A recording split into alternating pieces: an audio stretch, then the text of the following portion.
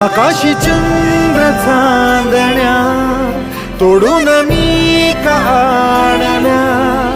मनाचा पाळणा करू बांधून घे जरा झुला,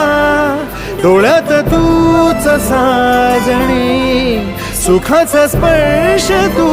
नवा, तुझ्या विना उरेल अर्थ जीवना,